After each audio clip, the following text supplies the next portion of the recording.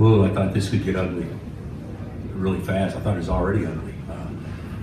I don't think they shot the ball unbelievably well by any stretch early, but we didn't shoot it at all, and we played tight, and they had all momentum. So I don't know what the biggest deficit was at 12, but the game for us, the key part of the game for us was the last 5 minutes to get it to 5 at halftime.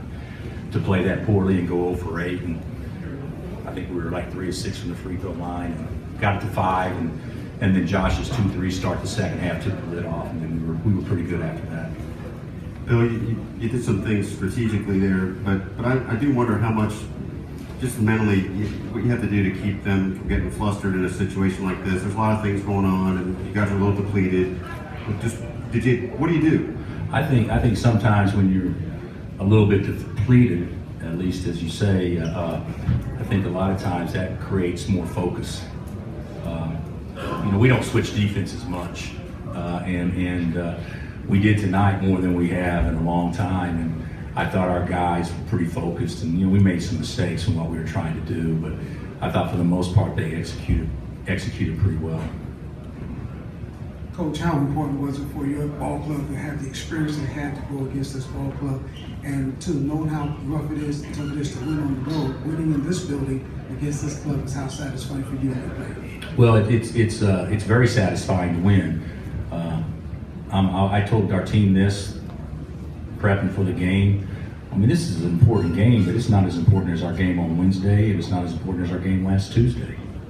But it's kind of like if you go to an AAU tournament, it's kind of like the showcase game.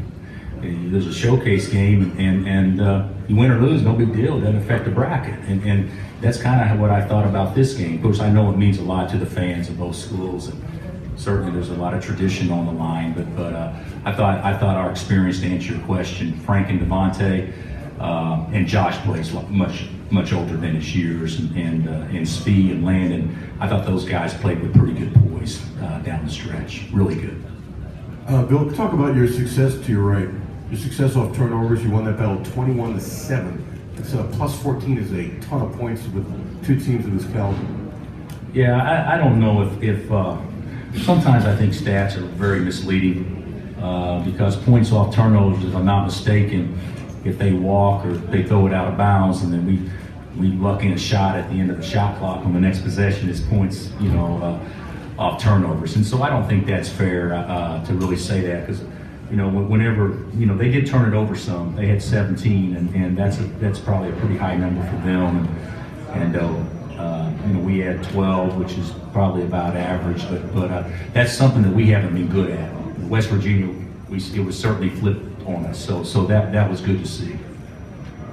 Bill, how key was Landon and Dwight inside to kind of compete with Bam?